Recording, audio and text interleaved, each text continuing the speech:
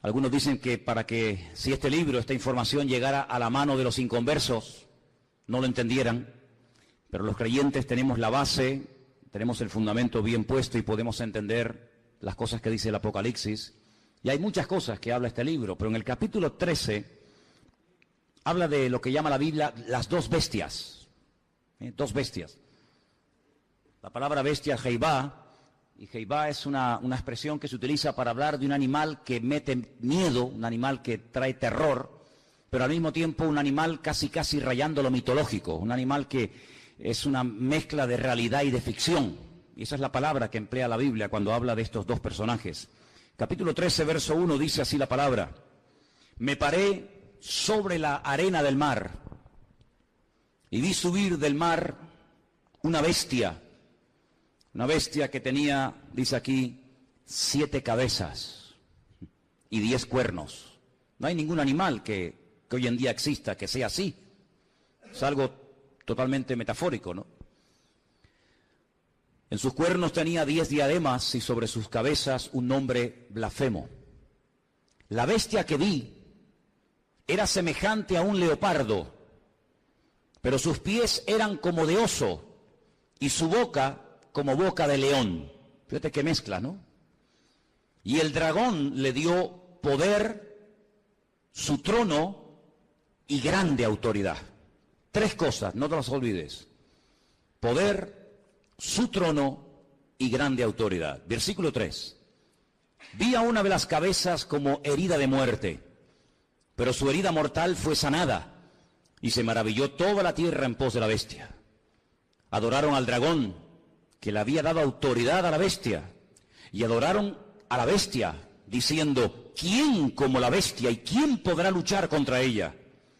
También se le dio boca que hablaba grandes cosas y blasfemias, y se le dio autoridad para actuar 42 meses. Es lo mismo que decir 3 años y medio, o 1260 días, como también se dice en otro texto, Abrió su boca en blasfemia contra Dios, para blasfemar de su nombre y de su tabernáculo y de los que moran en el cielo. Se le permitió hacer guerra contra los santos y vencerlos. También se le dio autoridad sobre toda tribu, pueblo, lengua y nación. Y le adoraron todos los moradores de la tierra cuyos nombres no están escritos en el libro de la vida del Cordero que fue inmolado desde el principio del mundo. Si alguno tiene oído para oír, que oiga.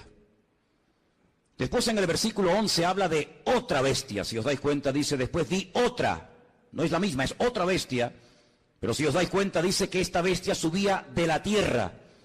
Sin embargo, en el capítulo 13, verso 1, dice que la primera bestia subía del mar. ¿Lo veis ahí? Vi subir del mar. El versículo 11 dice otra bestia que vi subir de la tierra. Son dos entidades completamente diferentes la una de la otra. A lo largo de la historia, la humanidad ha conocido muchos sistemas de gobierno. Ha conocido durante un tiempo, parte de la humanidad durante un tiempo conoció un sistema que ya prácticamente no existe, pero que se llamaba la teocracia. Era Dios, el creador, gobernando al pueblo y llevando la palabra a través de sus profetas. Y fue un periodo muy hermoso de la historia, donde Dios hacía las funciones de gobernante o de rey, su pueblo obedecía, y cuando Dios tenía que comunicarse o transmitir un mensaje al pueblo, como lo acabo de decir, lo transmitía a través de sus siervos los profetas. Después dice la Biblia que decidieron cambiar y dejar ese sistema y entraron en un sistema llamado monarquía. Y el rey moría y su hijo ocupaba el lugar, y en fin, todos sabemos que es otro sistema de gobierno. El mundo ha conocido la monarquía, la teocracia, el comunismo, el capitalismo, la democracia, gobiernos de derechas, gobiernos de centro, gobiernos de izquierda, gobiernos comunistas, gobiernos socialistas. En fin, hay cantidad de formas de llevar a este mundo, pues, por distintos caminos.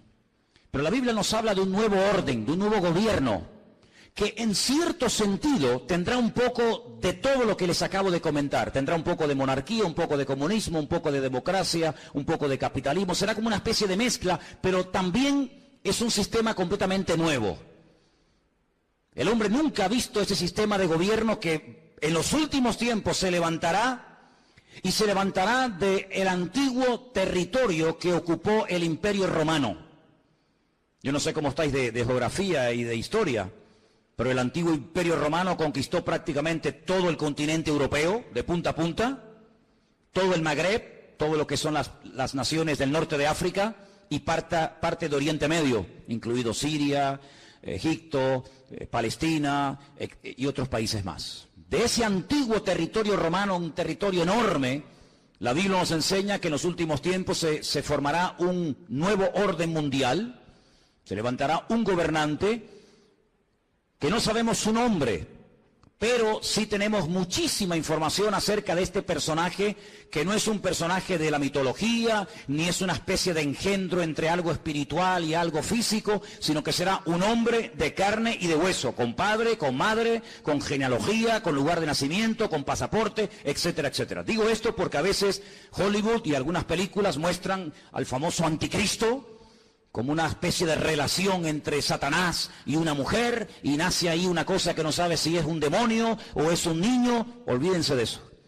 El anticristo, y dicho sea de paso, el único en la Biblia que llama a este personaje el anticristo es el apóstol Juan.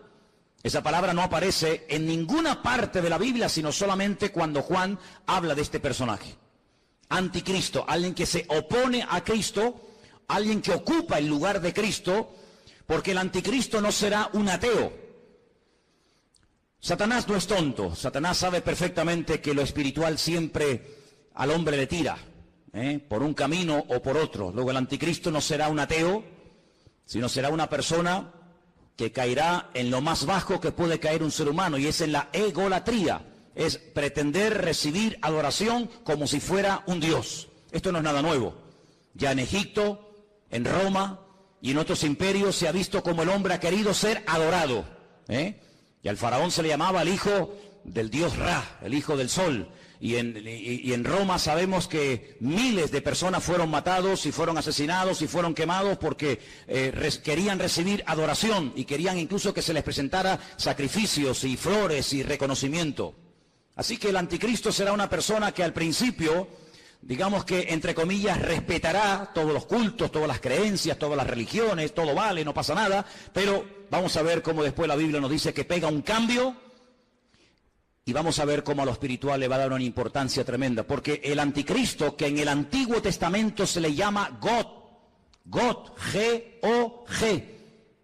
Cuando usted lee, por ejemplo, los libros del profeta Ezequiel, usted se va a dar cuenta de que al que llamamos nosotros el anticristo, en el Antiguo Testamento se le llama God. Fijaros qué cosa tan interesante. Satanás, que es un perfecto imitador de las cosas que Dios hace o que va a hacer, llama a este personaje en el Antiguo Testamento God, y es un nombre que la primera y la última letra de su nombre es la misma, es la G, la Gimel en hebreo. Y suma 3, 6, 3. Un múltiplo de 666, da 66 en total. Imitando a la profecía que Dios le dio al rey David. David es otro el único nombre en la Biblia que aparece con la misma letra al principio y al final. David empieza por D, termina por D. Lo que hace el anticristo es tratar de imitar a ese futuro rey, ¿verdad?, descendiente de la casa de David, y tratando de ungir, respaldar, apoyar y ayudar en todos los sentidos a este personaje político que tendrá un poder prácticamente ilimitado. Hace unos días, varios gobernantes muy famosos de este planeta Tierra proponían el nombrar a una persona como el presidente del planeta Tierra, el presidente de la Tierra, en este nuevo orden mundial que se está fraguando.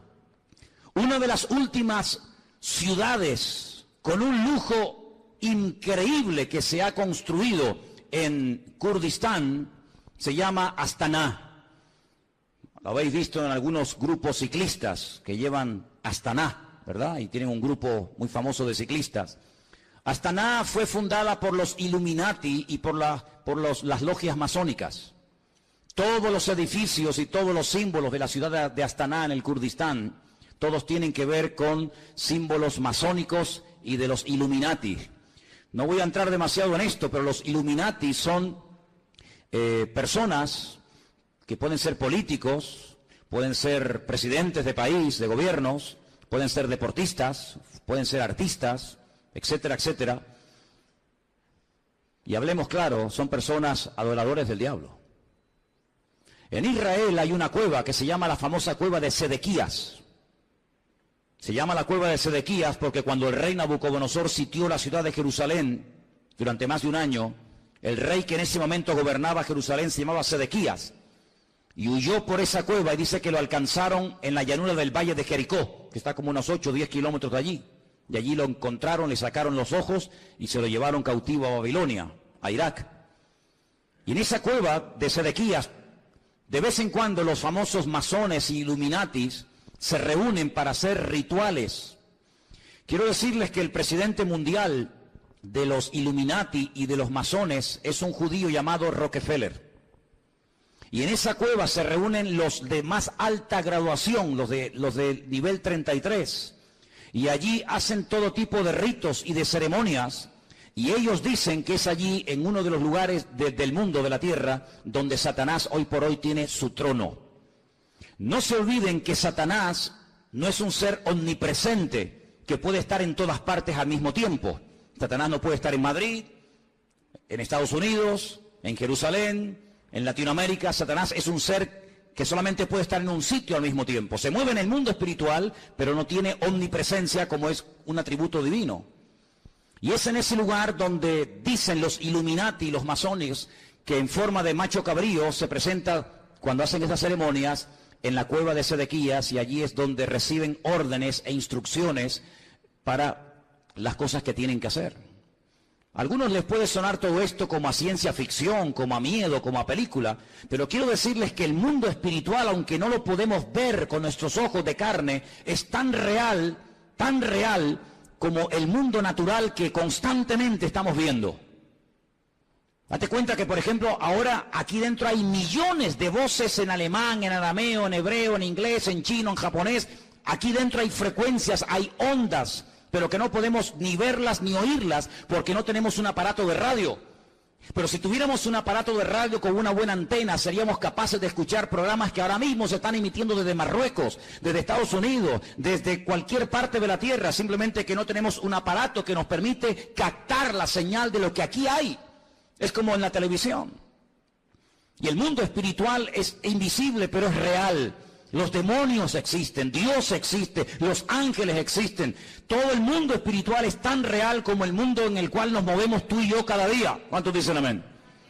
Satanás, dice la Biblia, que tiene un título, es el príncipe de la potestad del aire. Él se mueve con una velocidad abismal en la atmósfera.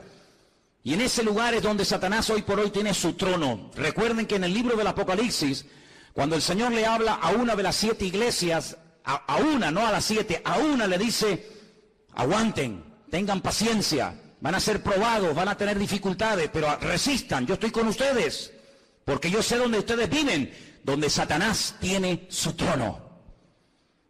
¿Dónde tiene su trono Satanás hoy en día? Pues allí, en la ciudad de Jerusalén, es donde Satanás se mueve, porque sabe que la ciudad de Jerusalén es la ciudad más importante del mundo. Es la ciudad donde el Señor Jesucristo pasó la última semana de su vida. Es la ciudad donde Él instituyó lo que conocemos como la Santa Cena, el pan y el vino. Es el lugar donde murió. Es el lugar donde resucitó. Es el lugar donde ascendió. Es el lugar donde en el día de Pentecostés descendió el Espíritu Santo en forma como de lenguas de fuego que se asentaron sobre más de 100 y pico personas que estaban allí. Es el lugar donde Zacarías capítulo 14 dice que Él volverá por segunda vez y pondrá sus pies sobre el monte de los olivos, y el monte se partirá y desde allí gobernará a las naciones. Es el lugar donde dice la Biblia que todo ojo le verá y toda rodilla se doblará. Es el lugar donde vendrán los famosos 2 testigos del Apocalipsis.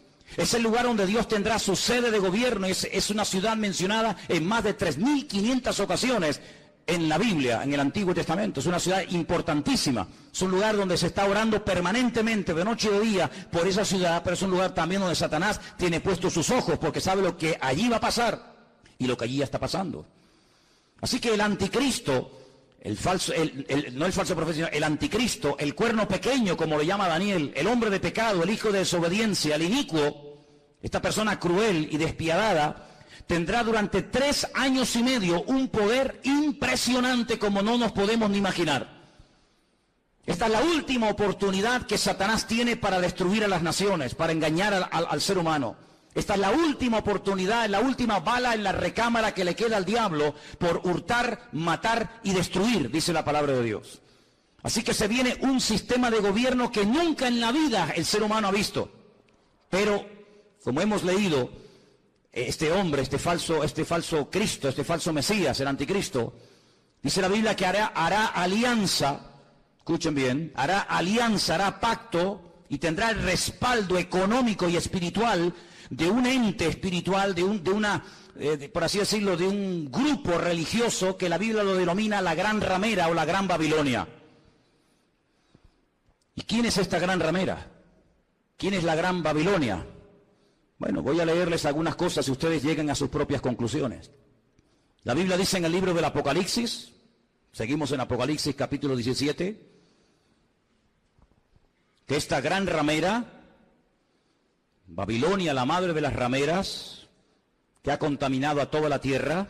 Versículo 1 dice: vi a uno de los 7 ángeles que tenía las 7 copas y habló conmigo y me dijo: ven acá y te mostraré la sentencia contra la gran ramera, la que está sentada sobre muchas aguas. La palabra aguas en el libro del Apocalipsis no se refiere a agua, sino que la interpretación de aguas la tienen ustedes. Hacemos un pequeño salto en el 17:15. Vean la interpretación. Las aguas que has visto donde la ramera se sienta, ¿qué es?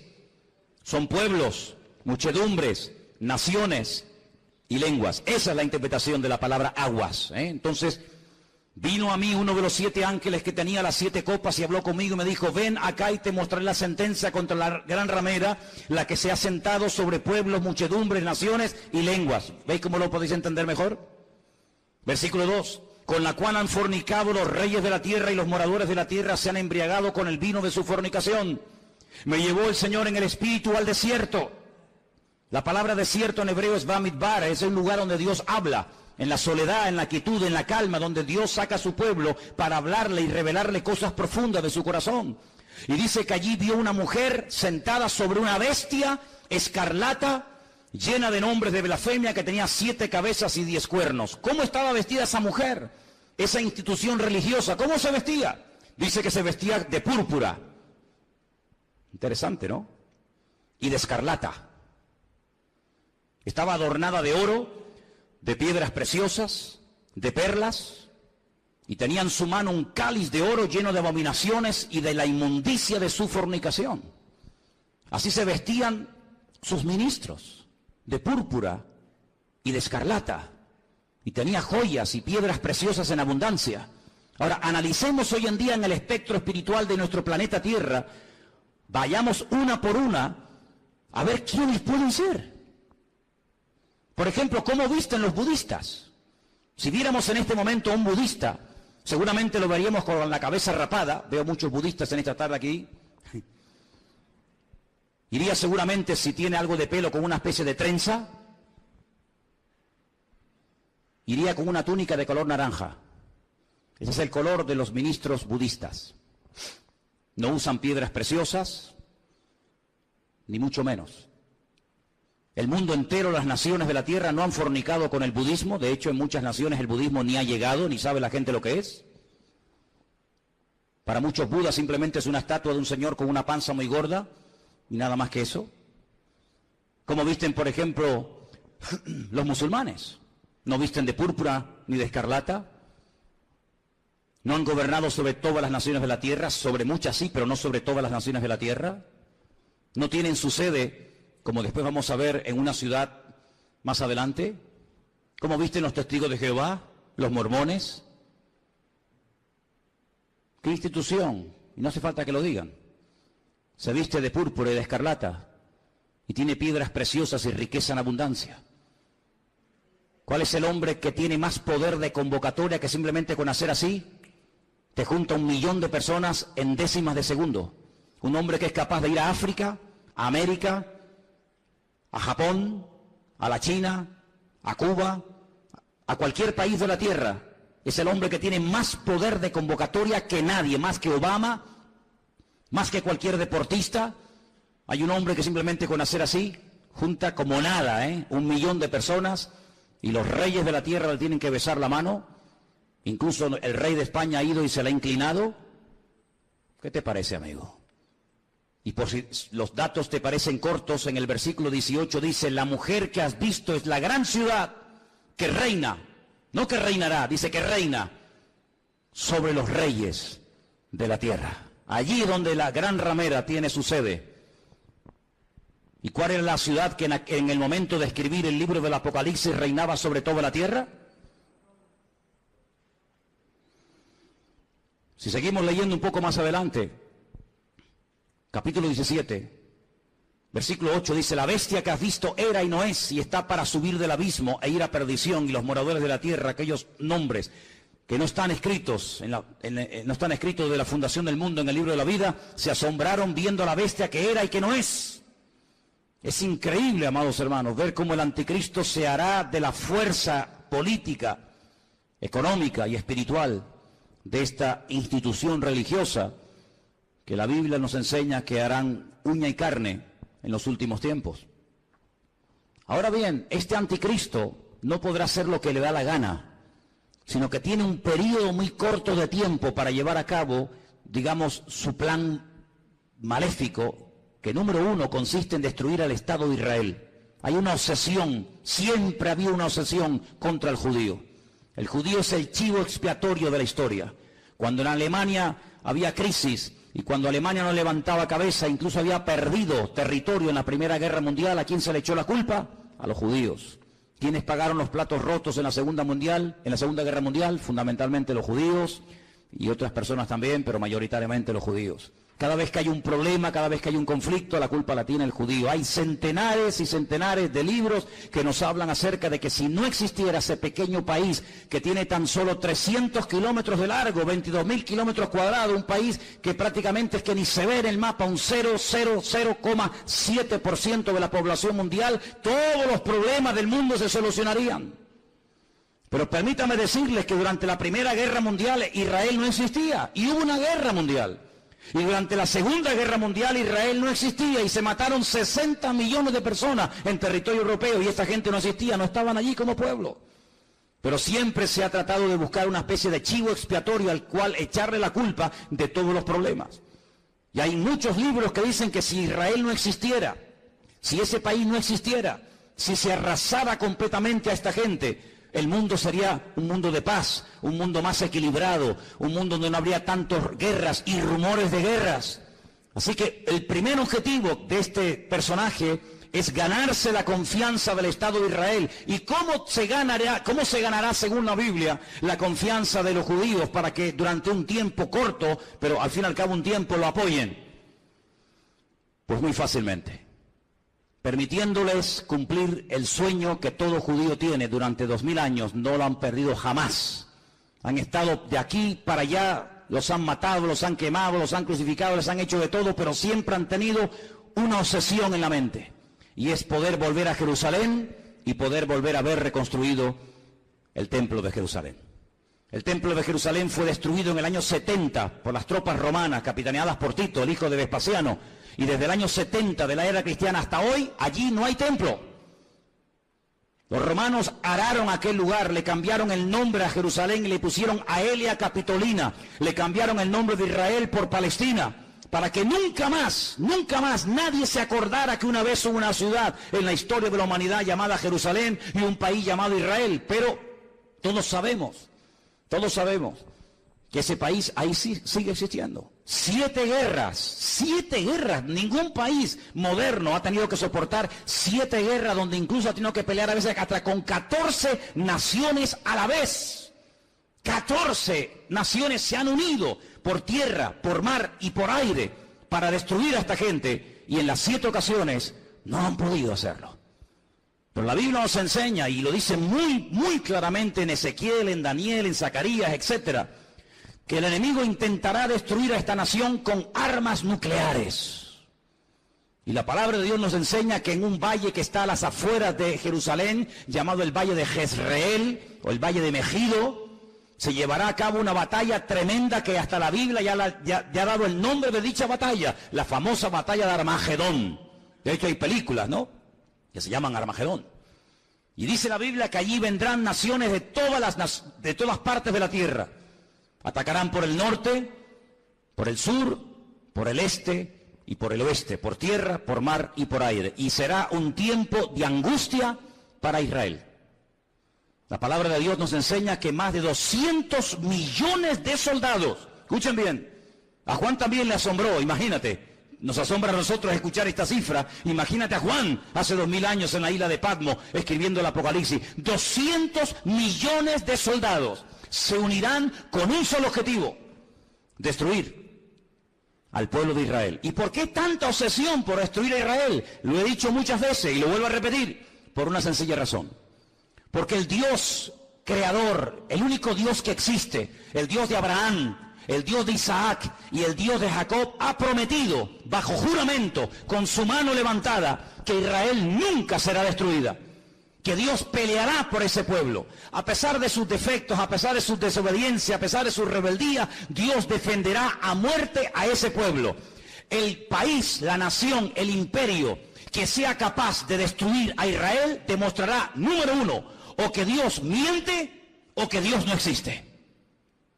Si Dios ha prometido defender a Israel a muerte y que nunca ninguna nación, ningún pueblo, ningún país, ninguna arma forjada se podrá nunca levantar contra esta gente y ser destruida, si alguien logra destruir a Israel, si alguien logra botarlos al mar como intentó Jordania hace años atrás, pues simplemente demostrará que lo que Dios prometió era mentira, o que tal vez Dios ni siquiera existe, el Dios de ellos. Por lo tanto, el enemigo está tratando de demostrar por todos los medios habidos y por haber que Dios miente. Ya lo hizo en el principio de los tiempos, en el libro del Génesis. Cuando se acerca a la primera mujer, le dice, ¿por qué no comes? ¿Por qué no desobedeces a Dios? Y la mujer dijo, porque Dios nos dijo que si pecamos y si desobedecemos la ley de Dios, vamos a morir. Y Satanás le dice, Dios te ha mentido. No es verdad. Tú no vas a morir. Lo que pasa es que Dios sabe que si comes de este árbol, si desobedeces a Dios, le harás la competencia, le harás sombra y serás otro Dios. Y eso Dios no quiere que ocurra.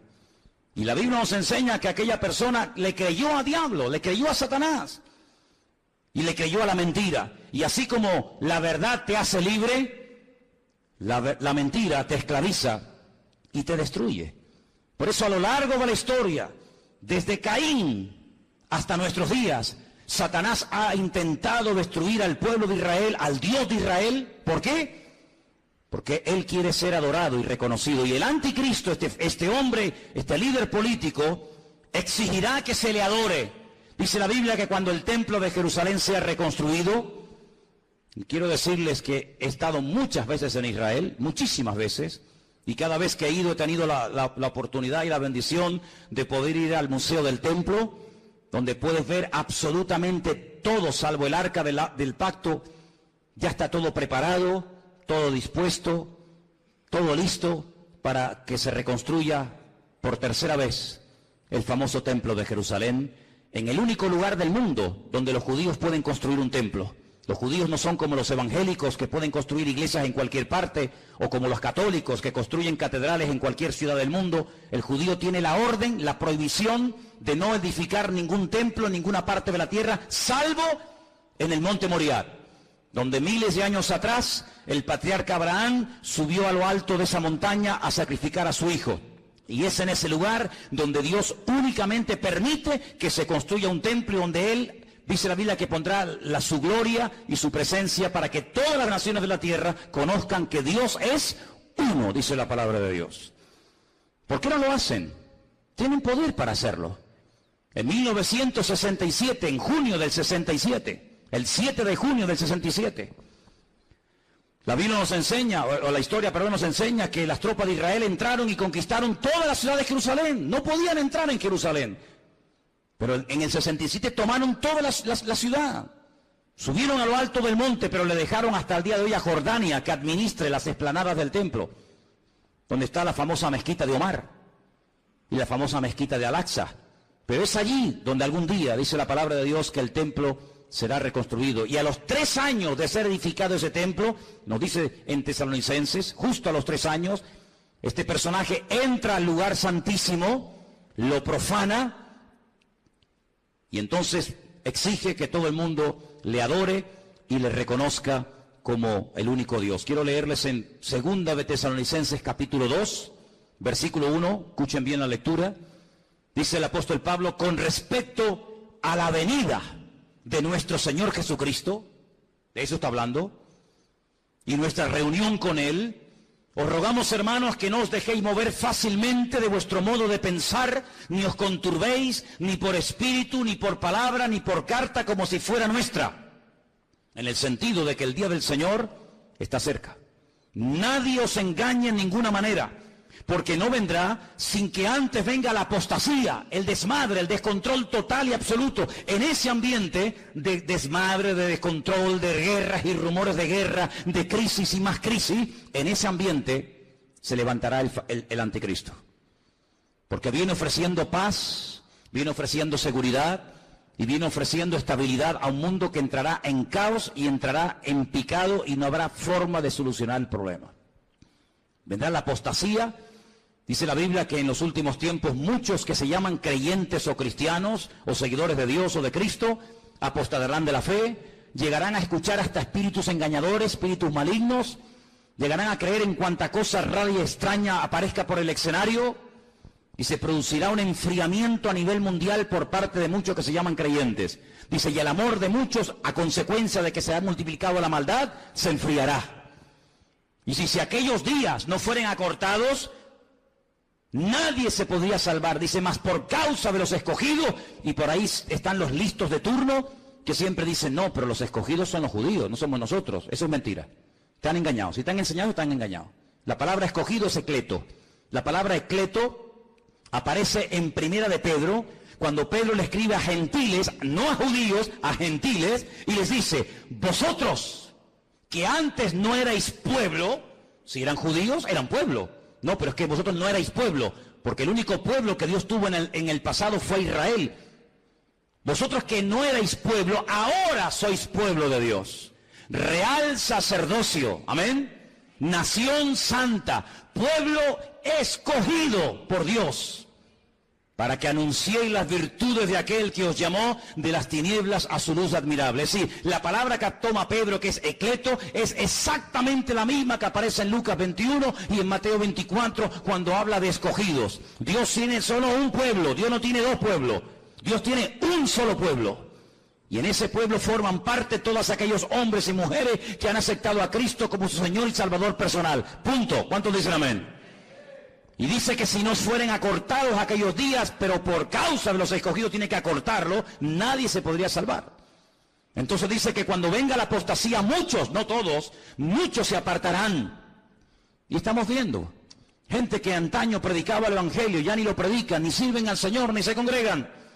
Y no se asusten ni se sorprendan. Pedro dice, hermano, no os sorprendáis, como si alguna cosa extraña estuviera ocurriendo. Ya os hemos predicado, ya os hemos profetizado, ya les hemos escrito. Dice, y después de mi partida, yo procuraré que ustedes tengan memoria de esto, para que no se olviden, que muchos apostatarán de la fe, que muchos se apartarán, que muchos se olvidarán de Dios, incluso hasta lo van a renegar y lo van a rechazar. Dice que cuando venga, antes de que venga el Señor, tiene que venir la apostasía y se manifieste el hombre de pecado, el hijo de perdición.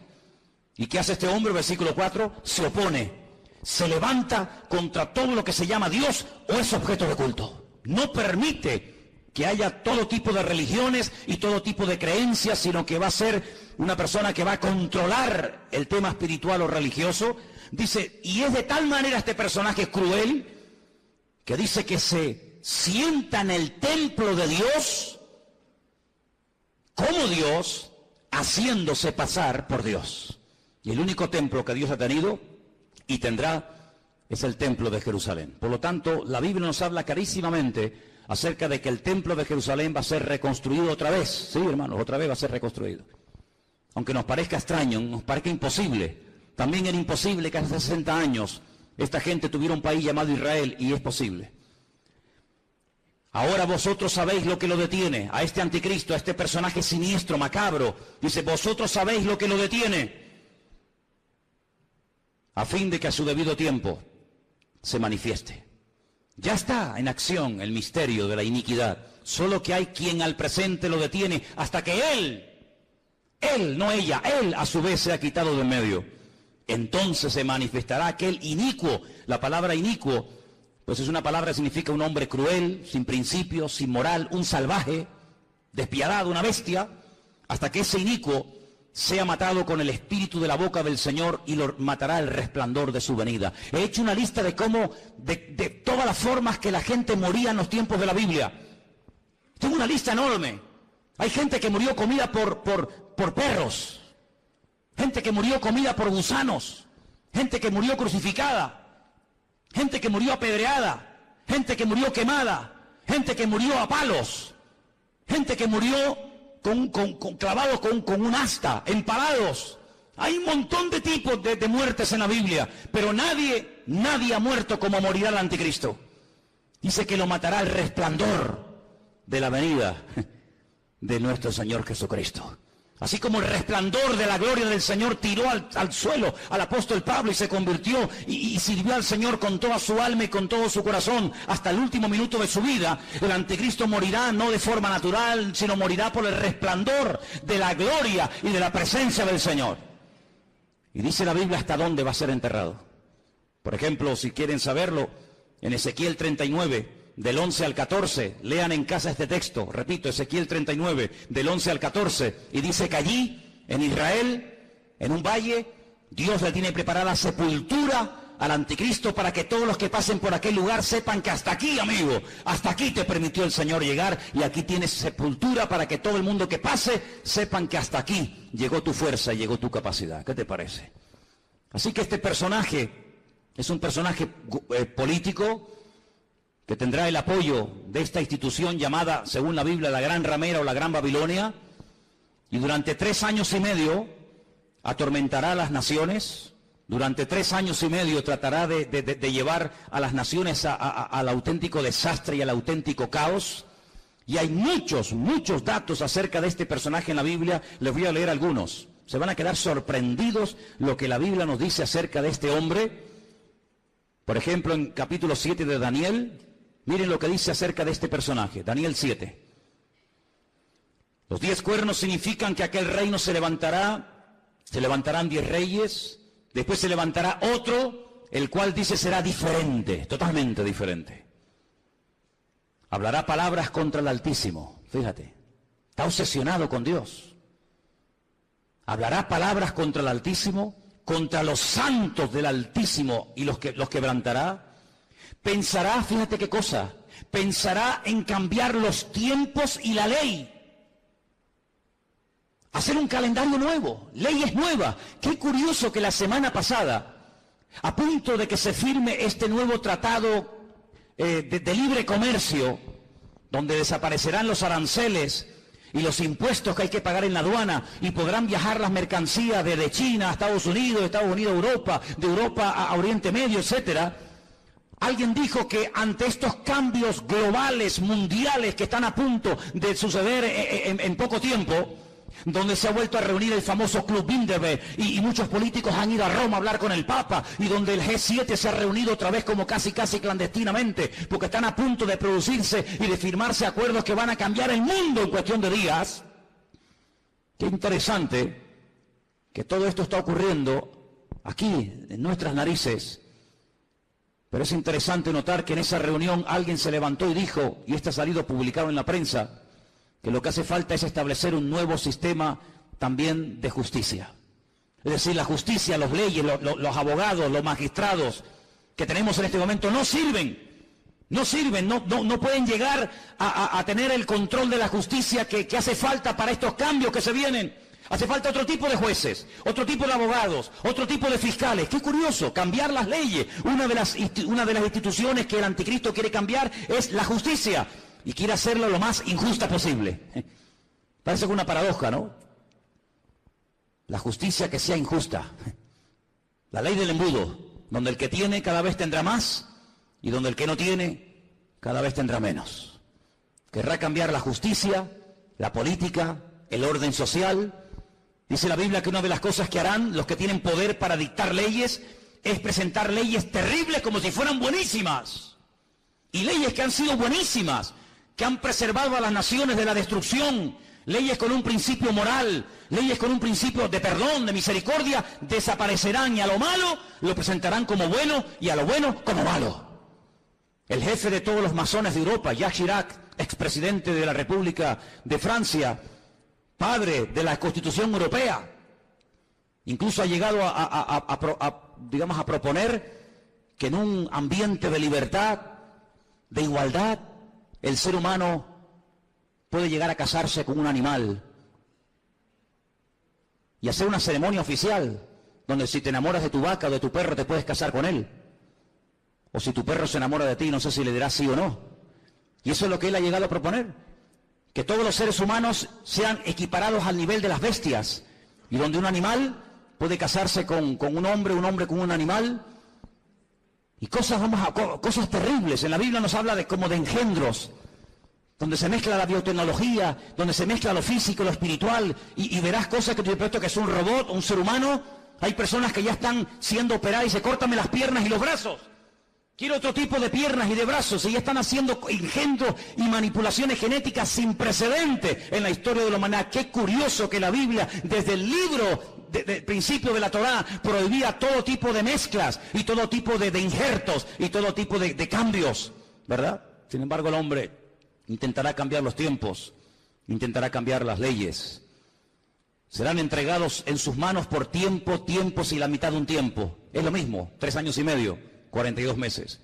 Pero se levantará el juez con mayúscula, le quitará el dominio, será destruido y arruinado, y el reino y el dominio y la majestad y los reinos bajo el cielo serán entregados al pueblo de los santos, cuyo reino es reino eterno, y todos los dominios le servirán y le obedecerán al Rey de Reyes y al Señor de los Señores. ¿Cuántos dicen amén?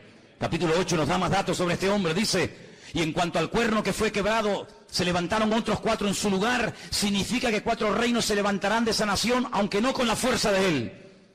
Estos 10 cuernos, constantemente, en esta tarde habéis oído 10 cuernos, 10 cuernos. Son 10 naciones que se van a unir en los últimos tiempos para pelear. Qué curioso que por primera vez en la historia ha habido una coalición de 10 naciones árabes que en este momento están atacando Yemen, en este momento están atacando Siria y otras naciones del Medio Oriente. 10 naciones, qué curioso. Una coalición de 10 cuernos. Bueno, la Biblia le dijo a Abraham que 10 príncipes saldrían de sus lomos a través de Isaac, ¿verdad? Y dice en el capítulo 8, verso 23... al fin del reinado de estos, cuando los transgresores lleguen al colmo, se levantará un rey altivo de rostro y entendido en enigmas, imitando a Salomón, que dice que venían de todas las naciones de la tierra para hacerle preguntas difíciles, y a todo lo que le preguntaban él respondía. El anticristo tendrá una sabiduría impresionante, diabólica, pero la tendrá. No te olvides que el Señor, cuando creó a este ser tremendo, que no era en ese momento Satanás, sino un querubín, dice que lo dotó de una sabiduría espectacular, de una hermosura sin precedentes. Satanás es capaz de hablar en todos los idiomas de la tierra, de entender todas las cosas que jamás en la vida le podrán caber en el cerebro a ningún ser humano. Y todo eso se lo dará, dice la Biblia, poder, autoridad, respaldo, apoyo a este personaje. Verso 24, y su poder se fortalecerá, pero no con su fuerza propia. Causará grande ruina y prosperará. Qué curioso, por una parte causa ruina y por otra parte prospera. Qué tremendo que los que causan ruina a los demás siempre son prosperados ellos. Es interesante, ¿no? Causan ruinas, destruyen pueblos, saquean ciudades, hacen destrozo, pero estos que le arruinan la vida a millones de seres humanos, luego son los tipos más ricos del mundo. Y uno dice, ¿cómo es posible que este hombre que ha sido elegido por el pueblo, o se puso él teóricamente para ayudar al pueblo, no solamente nos complique la vida y nos arruine y nos mate, y encima el tipo este tenga fortunas en Suiza, sabe Dios dónde? Así será el anticristo. Hará arbitrariamente, es decir, hará lo que le da la gana. Destruirá a los fuertes y atacará al pueblo de los santos. Israel va a ser atacado, Israel lo sabe. En este momento solamente Irán, escuchen bien esto, solamente Irán. El otro día hubo una reunión a más alto nivel. La República iraní le dijo a Israel, si me atacas, Israel quiere atacar las centrales nucleares, porque Irán acaba de firmar un acuerdo donde permite que los observadores internacionales entren en instalaciones civiles, pero no en las militares. Insiste continuamente de que todo el arsenal que Rusia le está proporcionando de uranio es simplemente para hacerle la vida a los iraníes más fáciles, pero todo el mundo sabe, porque lo han dicho, no es nada que se oculte, porque lo han dicho, que el objetivo de ellos es literalmente hacer un festival nuclear en la ciudad de Jerusalén. Arrasar a Israel y borrarlos de la faz de la tierra. Israel se está pensando muy seriamente hace mucho tiempo atacar las bases militares nucleares. Irán le dijo, si me atacas, tengo en este momento 80.000 misiles apuntando hacia la ciudad de Jerusalén. ¿Qué te parece, amigo? Solamente Irán, sin contar otras naciones que le rodean. 120 millones de enemigos contra 7 millones. Es una desproporción muy grande, ¿verdad? 120 millones contra 7 millones. Con su sagacidad hará prosperar el engaño. Todo lo que estamos viendo de corrupción, de engaño, de ladrones y sinvergüenzas que han saqueado y robado lo que les ha dado la gana, que entran por una puerta y salen por la otra, todo esto es simplemente un pequeño botón de muestra, como preparándonos psicológica y mentalmente para lo que viene. Dice que este hombre, con sagacidad, con trampas, con triquiñuelas, con mentiras, hará prosperar el engaño, se engrandecerá en su corazón y sin previo aviso atacará y destruirá a muchos. Estoy leyendo la Biblia, no estoy leyendo nada raro, estoy leyendo la Biblia. Se levantará contra el príncipe de los príncipes, pero será quebrantado, aunque no por mano humana. Fijaros cómo el enemigo ha ido adaptando la estrategia según los tiempos. Caín, el primer asesino, se levanta y mata a su hermano Abel, pero no mató ni a su padre, ni a su madre, ni al otro hermano. Dejó a más gente viva que los que realmente mató, ¿sí o no? Qué curioso, ¿eh? Caín mató a uno, pero dejó vivo a más gente. Cuando pasa el tiempo, dice la Biblia que otra persona que también tiene el mismo espíritu de Caín, pero elevado a la máxima potencia, va más allá y dice, en vez de matar a uno, matemos a todos, pero solamente a los varones. Y deja a todas las mujeres vivas. Sabemos también que Moisés se salvó y etcétera. Pero fíjate, Caín mató a uno, pero dejó vivos a otros. Pero Faraón quería matar a todos los varones y la muerte iba en aumento. Pero cuando no lo consiguió, el mismo espíritu de Caín que habitó en Faraón salpicó y se apoderó de aquel rey perverso de Amán, allí en los tiempos de la reina Esther, y dijo, no solamente a los hombres, sino a los hombres, a las mujeres, a los niños, y arrasemos con todo. Es decir, que no ha ido a menos, sino que la maldad siempre ha ido a más. Siempre ha ido a más. Por lo tanto, todo lo que hemos visto a lo largo de la historia son simplemente pequeñas pinceladas de lo que le espera a esta tierra. Si saltamos al capítulo 11 de Daniel, sigue dando datos muy interesantes. Dice aquí, hará este rey según su voluntad. Se ensoberbecerá, se engrandecerá sobre todo Dios, y contra el Dios de los dioses hablará. Y dice aquí, y prosperará. Es increíble, ¿eh? Y prosperará. Por eso dice la Biblia, no tengas envidia del hombre malo que prospera en su camino. Porque a veces los malos también son prosperados, pero no por Dios. Y dice aquí, hasta que sea consumada la ira y lo que está determinado se cumpla. Ahora fíjate qué dato tan interesante. Yo sé, y algunos seguramente me lo harán notar, que en el texto original no existen palabras con mayúscula y palabras con minúscula. No existe ni en griego ni en hebreo palabras con mayúscula y con minúscula, que en nuestro idioma es muy importante, porque no es lo mismo la palabra Dios con minúscula que la palabra Dios con mayúscula. No es lo mismo la palabra Señor con minúscula que la palabra Señor para referirnos a Dios en mayúscula. En la Biblia hay un término específico para cada palabra, por lo tanto no hace falta recurrir a esto de mayúsculas y minúsculas. Pero en nuestra Biblia dice en mayúscula, del Dios de sus padres. Luego sus padres eran creyentes. Los padres del anticristo eran creyentes del verdadero Dios. Porque dice, del Dios, repito, con mayúscula de sus padres, no hará caso. Fue criado en una educación, digamos, religiosa, correcta, con el Dios verdadero, lo mamó en la casa con sus padres, pero dice, no hará caso de ese Dios, de esa enseñanza, y dice algo interesante que puede tener varias interpretaciones. Ni del amor de las mujeres hará caso. ¿Quiere decir que será un homosexual?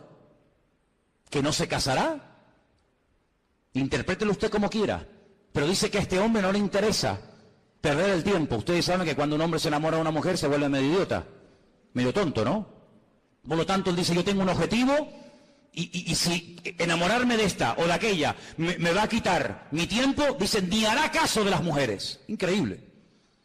No respetará a Dios alguno, porque contra todo se engrandecerá. Honrará en su lugar al Dios de las fortalezas. Y tú dices, ¿este quién es? El Dios de las fortalezas. No hará caso del Dios verdadero que sus padres le inculcaron y le enseñaron. Dejará ese Dios verdadero y comenzará a adorar, dice aquí, al Dios de las fortalezas. Ahora, el libro de Daniel es el único libro de la Biblia que está escrito en dos idiomas diferentes. Todos los libros del Antiguo Testamento están escritos en hebreo y los del Nuevo Testamento en griego, pero Daniel no. Daniel, parte del libro está escrito en arameo y parte está escrito en hebreo. Se lee igual, pero significa lo mismo. Cuando usted lee del Dios de las fortalezas lo honrará, dice textualmente, Alá Maozín. Y menciona la palabra Alá. ¿Saben que las siguientes Biblias que se van a vender dentro de muy poco tiempo, que ya están en circulación en las iglesias evangélicas, dirá, por ejemplo, en el principio creó Alá los cielos y la tierra? ¿Sabían que la palabra Elohim o Dios desaparecerá de muchas Biblias en los próximos años y aparecerá la palabra Alá? ¿Sabían eso?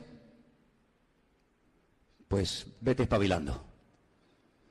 De Alá, del Dios de la guerra, como dice el texto, a ese Dios adorará. Dice, Dios que sus padres no conocieron. No tiene nada que ver la adoración a ese Dios con el Dios que sus padres le enseñaron. Y dice, lo honrará con oro y con plata, con piedras preciosas y con cosas de alto precio. Hermanos, esto se escribió hace más de 3000 años, ¿eh? Es impresionante cómo hace más de 3000 años el profeta Daniel sabía detalles de la vida de este hombre que en aquel momento lógicamente no existía y que está a punto de aparecer. Y dice, con un Dios ajeno se hará de las fortalezas más inexpugnables y colmará de honores a los que le reconozcan y con precio repartirá la tierra. Pero al cabo del tiempo el rey del sur contenderá con él y se levantará contra él como una tempestad. También le irá mal al anticristo, no te quepa la menor duda, también le irá mal, pero durante un tiempo aparentemente las cosas le van a funcionar. Ante este panorama de este nuevo orden mundial, ante este panorama donde ya el famoso chic que habéis oído y que sabéis que está por ahí por el mundo dando vueltas, donde el dinero en muchas naciones ya ha desaparecido, no es que va a desaparecer, ya ha desaparecido. En Suecia usted va con dinero y no lo puede usar, ya no se usa dinero para pagar nada en Suecia, todo es con otro sistema.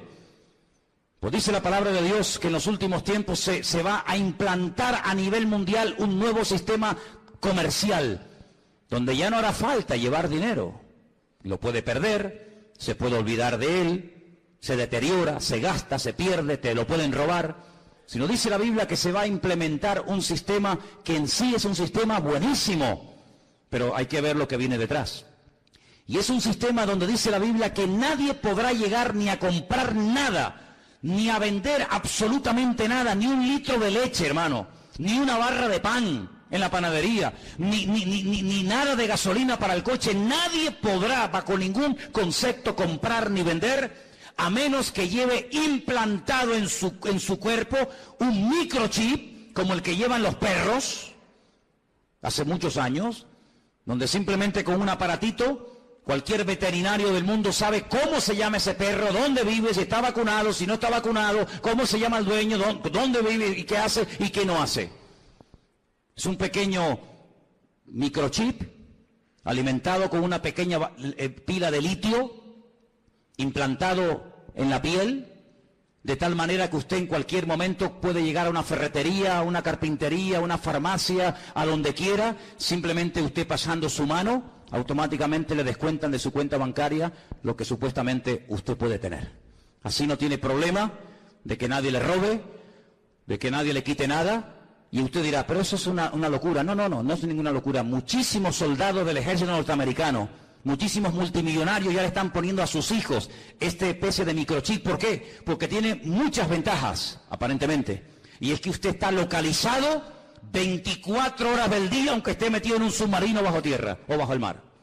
Usted está localizado permanentemente, porque los satélites captan esa señal, captan esa radiofrecuencia en cualquier lugar donde usted se encuentre. ¿Cómo podía saber Juan, un pescador de Galilea, hace 2000 años atrás, en un pequeño país llamado Israel, que algún día en el mundo, en el planeta Tierra, habría un sistema tan sofisticado, donde la gente ya no usaría dinero para comprar, ni para vender, ni para viajar, sino que simplemente llevando ahí una especie de chique en la mano, pasándolo por una especie de escáner o de máquina, la gente podría llevar una vida normal? ¿Cómo podía ese hombre saber eso hace 2000 años?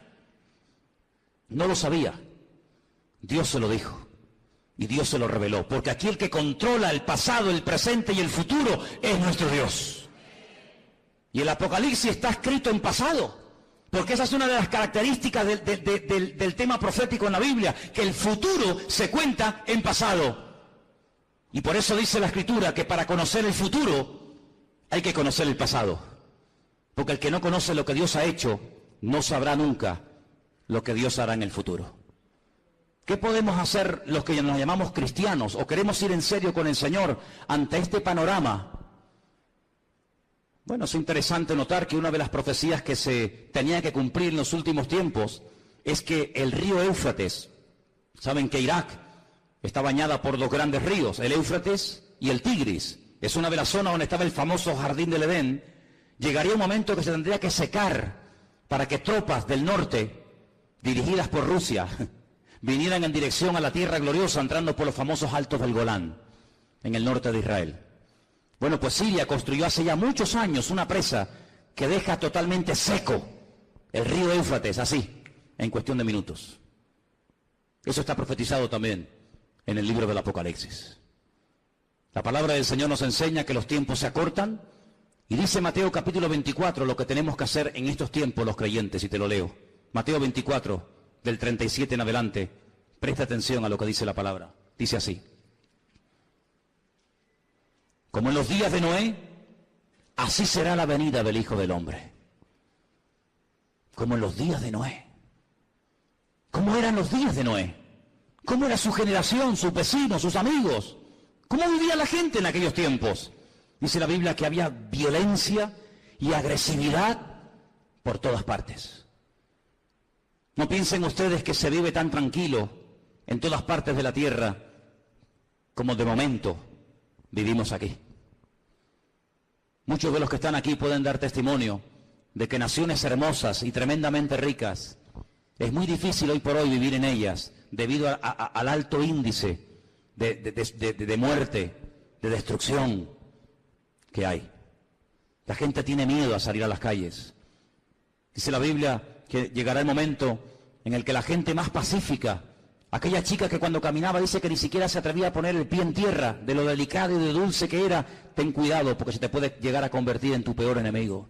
Donde los padres serán capaces de entregar a sus hijos, donde los hijos serán capaces de traicionar y de vender a sus padres, etcétera, etcétera. Como los días de Noé, violencia, agresividad, perversión, algo impresionante. Si nos metiéramos a dar datos de la cantidad de perversión que hay con niños, con jovencitas en muchas partes del mundo y muchas muy cerca de aquí, nos quedaríamos realmente sorprendidos de ver cómo hemos superado con creces a las famosas ciudades de Sodoma y Gomorra. La perversión ha llegado a unos niveles indescriptibles. Sigo leyendo en el versículo 38. Porque como en los días antes, días hermano, no años, días antes del diluvio, ¿qué hacían? Comían, bebían, se casaban, se daban en casamiento hasta el día en que no entro en el arca. ¿Cómo es posible que está a punto de venir un diluvio, que vamos a morir todos como ratas, que no hay escapatoria? Y te estés casando, pero ¿casando para qué? Si mañana vamos a morir todos.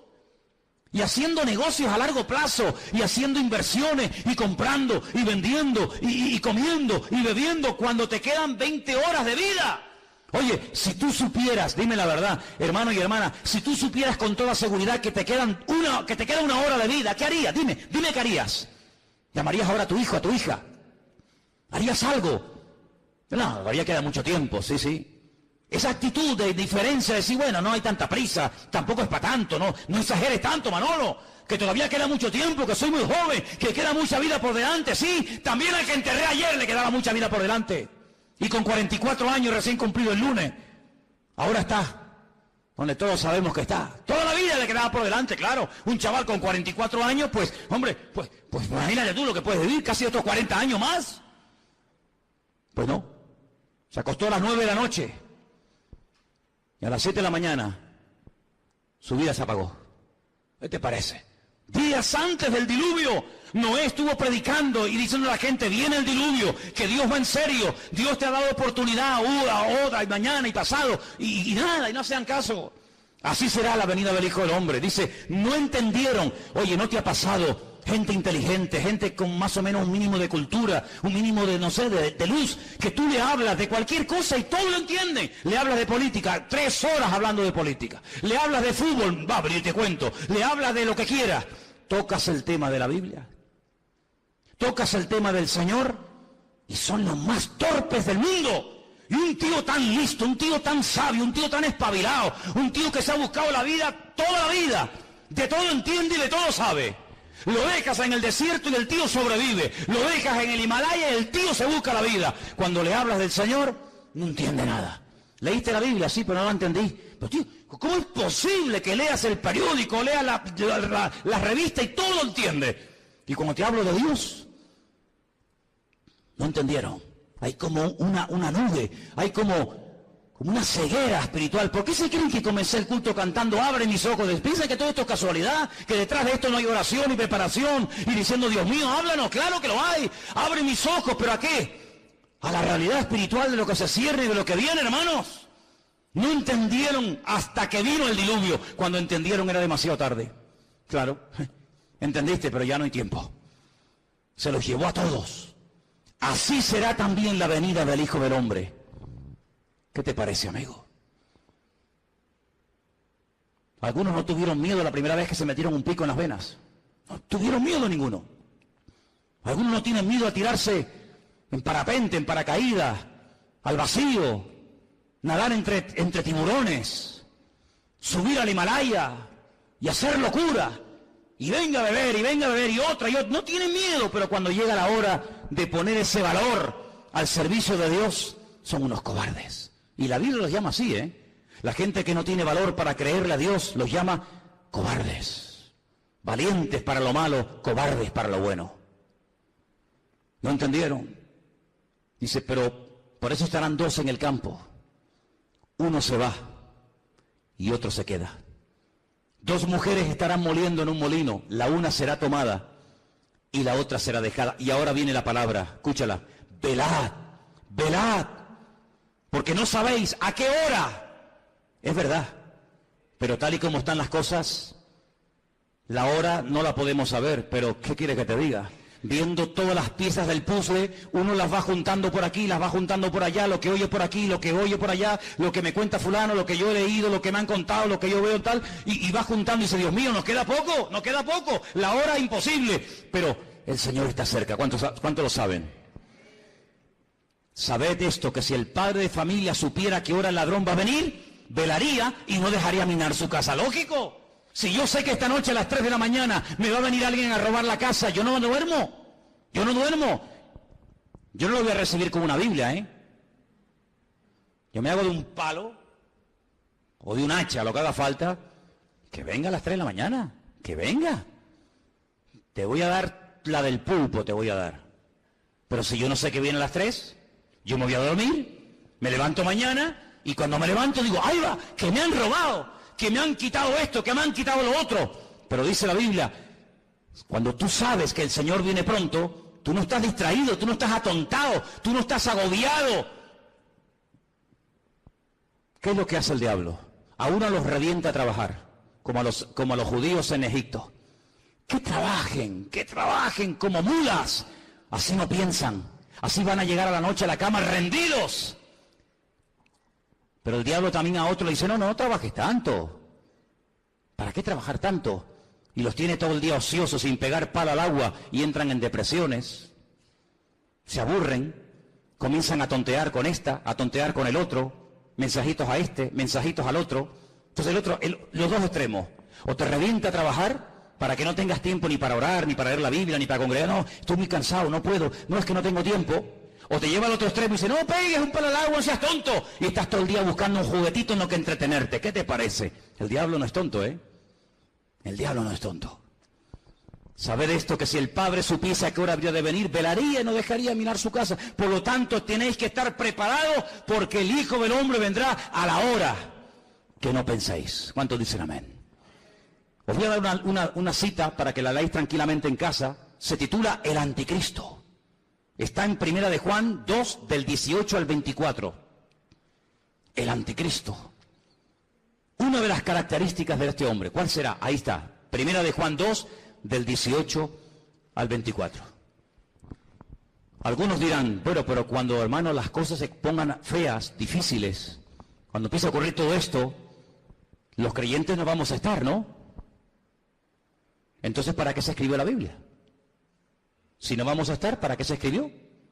Tanta tinta, tanto libro, tanta literatura, tanta advertencia, tanta profecía, tanto mensaje. Si al final no vamos a estar, está perdiendo el tiempo. Es que se escribió tanto para que el pueblo de Dios no fuera sorprendido.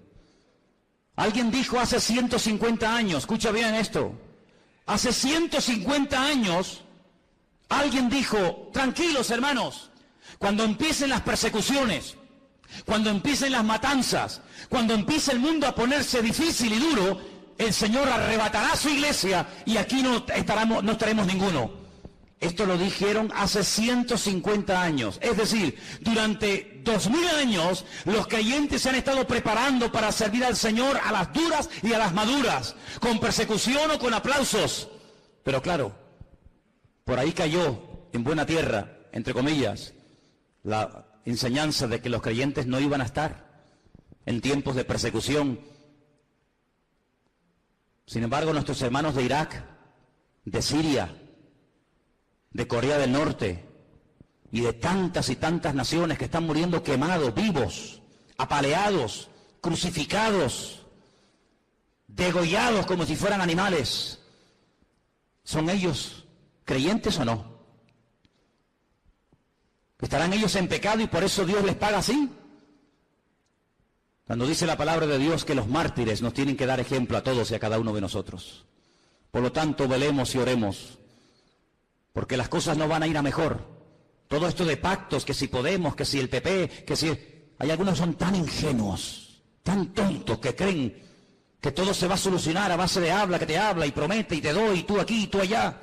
El Señor dice, la maldad se multiplicará y les sorprenderá a todos, me da igual del signo que sean, como los dolores a la mujer que está a punto de dar a luz, dice, y no escaparán, sino que vendrá sobre ellos la destrucción repentina. Nosotros no tenemos la confianza puesta en el PP, yo por lo menos no, a lo mejor alguno aquí sí. Yo no confío ni en el PP, ni en el PSOE, ni en Ciudadanos, ni en el otro, ni el Melena, yo no confío en ninguno de ellos. Porque todos son hijos del diablo. ¿O no? ¿O no? Porque estás conmigo o estás contra mí. ¿Cómo voy a poner yo mi confianza en el hombre? Maldito el hombre que confía en el hombre. Nosotros ponemos nuestra confianza en el Señor, Dios Todopoderoso. Él no nos va a fallar. Estemos en el diluvio, estemos en la tormenta, estemos en la cárcel o estemos fuera, yo estaré contigo todos los días hasta el fin del mundo y nadie te podrá hacer frente en todos los días de tu vida. Eso es lo que nos dice el Señor y a eso tenemos que agarrarnos ahora más que nunca. Por eso llevo años diciendo cada semana, hermanos oremos, hermanos busquemos al Señor, métanse en la palabra. Dejen de perder tiempo en tontería. No hagan planes que tú no... Hablando de planes, ¿cuántos de los que están aquí tienen planes?